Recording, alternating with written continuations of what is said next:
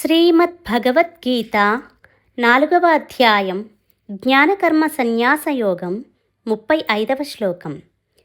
యజ్ఞాత్వా న పునర్మోహం ఏవం యాస్యసి పాండవ యేన భూతాన్యశేషేణ ద్రక్ష్యస్యాత్మన్యథో మయి. ఈ శ్లోకం యొక్క తాత్పర్యం: శ్రీకృష్ణుడు పలికెను, ఓ అర్జున, ఈ తత్వజ్ఞానము ఎరింగినచో మరలా ఇటువంటి వ్యామోహంలో చిక్కుకొనవు. ఈ జ్ఞాన ప్రభావముతో సమస్త ప్రాణులను నీలో సంపూర్ణముగా చూడగలవు. తరువాత పరమాత్మనైన నాలోనూ చూడగలవు. ఈ శ్లోకం యొక్క వివరణ. ఇక్కడ జ్ఞానఫలం గురించి చెప్పబోతున్నారు కృష్ణ పరమాత్మ. భిన్న సందర్భాల్లో భిన్న ఫలాలు చెబుతున్నారు. ఇక్కడ ఈ శ్లోకంలో 2 ఫలాల గురించి చెబుతున్నారు. అవి మోహనాశనం, జీవ ఈశ్వర ఐక్య దర్శనం. మొదటిది మోహనాశనం. మోహనాశనం అవటం వల్ల జీవితంలో పడే ఘర్షణలు పోతాయి. అర్జునుడు కృష్ణ పరమాత్మను ఎందుకు శరణు వేడాడు? అతని ఘర్షణ వల్లనే. తెలిసి అర్జునుడి మనసుల్లో ఘర్షణ వచ్చింది. దీన్ని బట్టి ఒక విషయం స్పష్టంగా తెలుస్తుంది: ఎంత జ్ఞానం ఉన్నా అది మోహంతో కూడితే ఘర్షణ తప్పదు. ఘర్షణకు మూల కారణం మోహం. మోహం అంటే బంధం.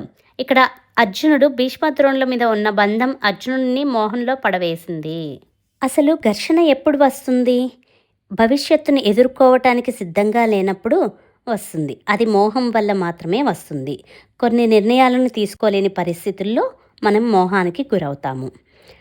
యత్ జ్ఞాత్వా పాండవ.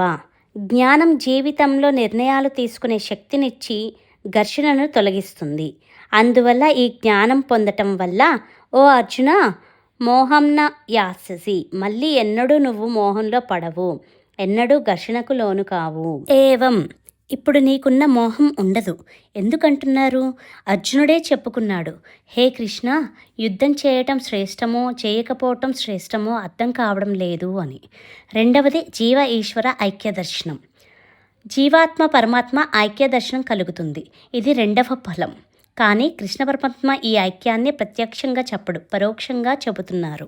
అశేషేణ భూతాని ఆత్మని ద్రక్ష్యసి, సమస్త ప్రాణులను నీలోనూ చూస్తావు అంటున్నారు.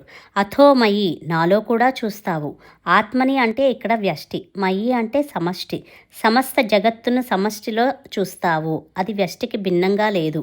అంటే ఈ జ్ఞానం పొందాక సమస్త ప్రాణులను అంటే సర్వప్రాణులను నీలోనూ చూస్తావు, నాలోనూ చూస్తావు అని చెబుతున్నారు కృష్ణ పరమాత్మ.